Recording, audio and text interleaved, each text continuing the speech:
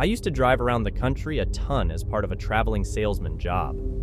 Before my retirement, I was an aluminum siding salesman. Although it was a tough job that kept me away from my family for weeks at a time, it was incredibly financially rewarding, especially in the northern states like Nebraska, where winter temperatures could drop to dangerous levels. So, as you might have guessed, I ended up stuck by the side of the highway one rough winter when I discovered I'd totally forgotten to top my gas can up before my journey. I was furious with myself, but also pretty frightened. The weather was making a turn for the worse, and it would be very risky to go looking for a gas station. So, I was forced to hitchhike. The thing about the Midwest is that people can be much friendlier than out on the East Coast. Maybe it's those rural sensibilities. But I was on the side of that highway for a lot less time than I had expected when a car pulled over to the verge, and a driver enthusiastically invited me to hop in. He told me his name was Connell, a name I'd never heard before, nor since. And the vehicle he was driving was unlike anything I'd ever seen before. He'd basically turned the thing into a mobile home, and the car looked extremely lived in. There were laptop and phone chargers running out of battery attachments, all kinds of garbage dumped in the footwells, even a loudspeaker grafted onto the top of the car. I mean, it almost looked like a police cruiser from some post-apocalyptic future. Anyway, I've climbed into this guy's car, and I've explained that I need him to drive me to the nearest gas station and back so I can get back on the road. In a raspy, gravelly voice, he agrees to help me out, and we're on our way.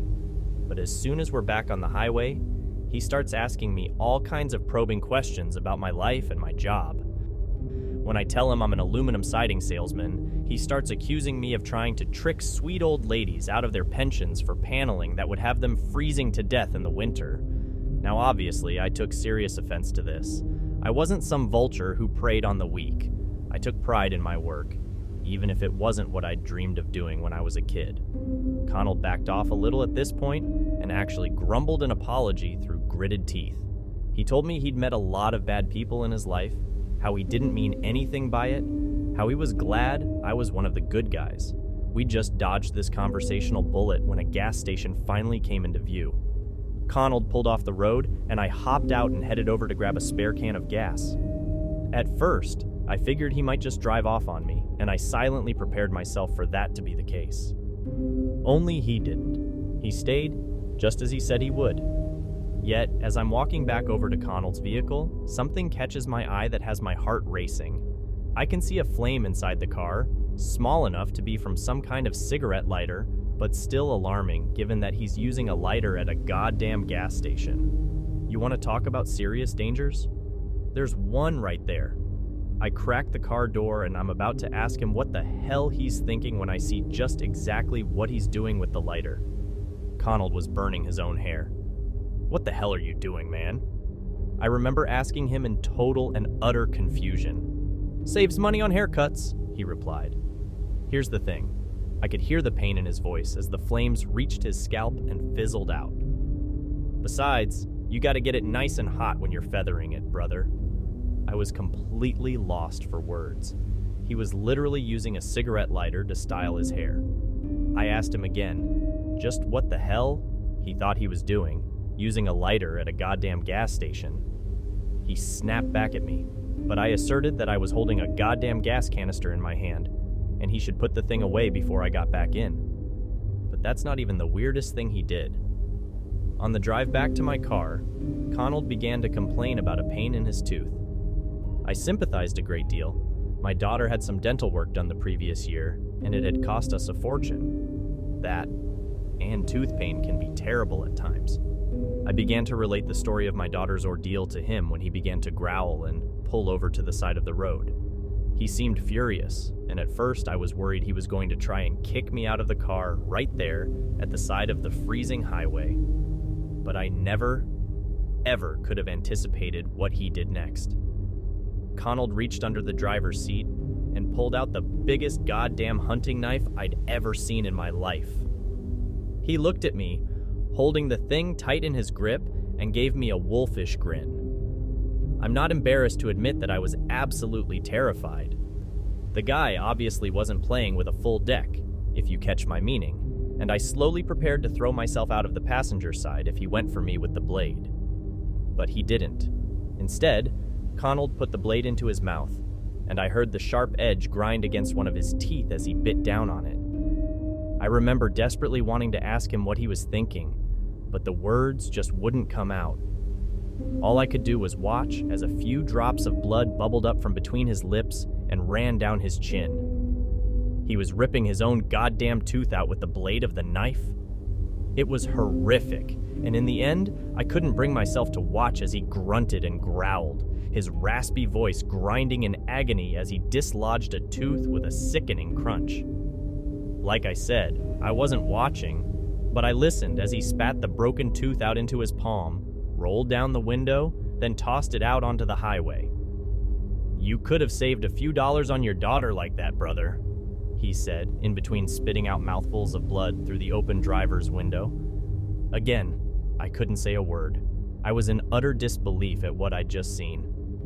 Luckily, we rolled up on my gasless car not long after, and as promised, Connell slowed to a stop and let me out, having helped me get back on the road. I thanked him genuinely, and all he did was let out this horrifyingly gravelly laugh. It was truly evil sounding, but honestly, I don't think that guy meant me any harm at all.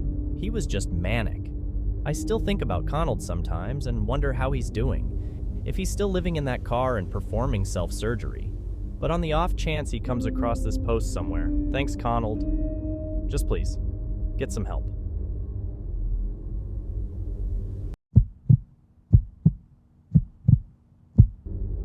My name is Linda Van den Geyen, and I used to be a hippie. Well, I still am a hippie, I suppose, but back in the day, I used to be a real hippie.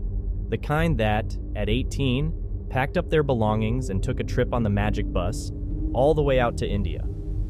I spent the years after that doing a lot of hitchhiking all over Europe and the Middle East, back when it was relatively safe, if you can believe that. So naturally, I have a lot of affection for hitchhikers, and those who are generous enough to give them a ride, and I never fail to stop for those with their thumbs out. This led me to picking up a hitcher on a Massachusetts highway one night, a decision I would later come to regret in a huge way. As I said, I was cruising out of Boston one evening, heading back towards Salem, probably the hippiest place in all of Massachusetts and where I currently call home. There, on the side of the highway, was a tall man in a long black coat, holding out a thumb. I slowed to a stop, called out a friendly greeting from an open window, then invited him in to ask him where he was headed. He told me Maine, but he'd be grateful for as far as I could take him, even if that was only towards Salem. It was then I noticed the bag he had with him. It was one of those leather bowling bags, the semicircular kind with two thin straps. Not unusual on its own, but the way he was holding it a little too tightly did attract my attention. But those delicate observations were soon overcome by the outrageous smell that seemed to come off the guy. He absolutely reeked of something rotten, and I was soon glad that I had only promised to take him as far as Salem. I'm not one to judge. I'd met plenty of unwashed travelers back in my heyday, but I think he saw the look on my face, or the wrinkling of my nose, and opted to say something. He told me he was sorry about the smell, but that he'd been on the road a few days and didn't have enough money to pay for a motel room or anywhere else to get washed for that matter. I told him not to worry, that I'd been in similar situations myself, and it wasn't anything an open window wouldn't remedy. But even with a cracked driver's window, the stench persisted until I'd pretty much resigned myself to mouth breathing for the rest of the short journey. At one point, I got pretty concerned about the man's well-being. Certain kinds of infections, such as gangrene, can cause hideous odors as they rot away at whatever flesh they have purchase of. If he was a drug user and he'd picked up something like that from sharing needles, he had to be in some amount of pain. But when I threw out a vague question, inquiring about his health, he seemed confused. He told me he was a picture of health, how maybe he could do with putting on a few pounds, but other than that, he was peachy keen. I was almost certain I'd seen him limping a little as he climbed into the passenger's side, but still, I decided not to press the issue. Offending your passenger does not make for a pleasant journey. Anyway, we arrived in Salem, and as much as I try not to show it, I was over the moon that we were parting ways. But the rotten smell seemed to cling to my car's upholstery, no matter how much Febreze I pumped in there, and I actually ended up spending the majority of that evening scrubbing the passenger side with a mix of disinfectant and hand soap. It was the first time I'd ever actually felt regret about picking up a hitchhiker, and it was deeply confusing for me. I hated feeling like a Grinch who was angry. She'd been generous enough to help out another human being, but all of those emotions paled in comparison to the next morning, when I told my partner what had happened the previous evening. I knew something was wrong the moment I mentioned picking up a hitchhiker. My partner gave me this look, one I'd only ever seen once or twice throughout our entire relationship. It was one of pure fear. I started asking her why she was looking at me like that, what she knew that I didn't. All she did was flick through the newspaper she was reading over breakfast, pointing out a certain article that consisted of no more than 1 or 2 paragraphs. It detailed the story of a prisoner escape down in New York State, how a tall, boyish prisoner had managed to slip through the cracks thanks to some kind of paroling error. New York State troopers had urged members of the public to keep an eye out for a tall, thin man who walked with a limp. The article went on to say that the prisoner was most likely headed up to the Canadian border in a bid to escape justice. I had given that prisoner a ride. My partner immediately called the cops, while I called in to work to let them know I might be a little late that day. A pair of uniformed officers arrived at our home with lightning speed, desperate to write down as many details as I could remember. What he was wearing, what he was carrying, where I'd dropped him off, where he said he was going. I could only answer so many of their questions, but I had a few of my own too. I told them about the terrible smell, the stench that had clung to my upholstery and was likely still lingering. I wanted to know what would make a man smell that terrible, if he had some kind of disease he hadn't mentioned. Honestly, I was terrified that if he did, it would be contagious. After all, I'd spent the better part of an hour in a car with this guy. They told me that he wasn't sick, but that they could explain the smell, although it might be something I didn't want to know. I told them, of course, I wanted to know what it was. I'd been in a car with a murderer and lived to tell the tale. It was with this horrible look in the officer's eyes that he told me that the bad smell could well have come from the fact that the escapee had visited someone in Buffalo, New York before he'd made it into Massachusetts, someone that he'd taken a trophy from, their bloody, severed head.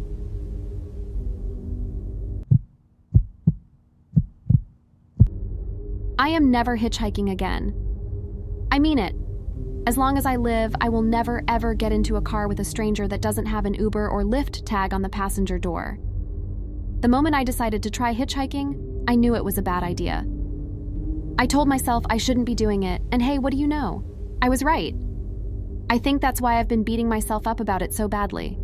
I knew it was a terrible idea. I knew the risks, and I did it anyway. So please read my story and remember it every time you think you can save a few dollars on a taxi by thumbing a Lyft. Every night when I finish my waitressing shift, I have to catch a bus out of downtown Detroit, all the way out to Royal Oak, where I live with my mom. Sometimes, depending on how late I finish, I have to catch the last bus. I mean the very last bus on the line. It's either that, spend my tips on an Uber, fat chance, or walk. And there's just no walking anywhere in Detroit come wintertime. So I'm on the bus one night, the very last bus, pleased to be headed back to a nice warm bed after a long, hard shift. I have my headphones on, listening to some murder podcast, when I hear like a pop behind me, muffled by the sounds of the podcaster's chatter. I turn to see the seats behind me covered in broken safety glass, with a football-sized hole in the bus's window.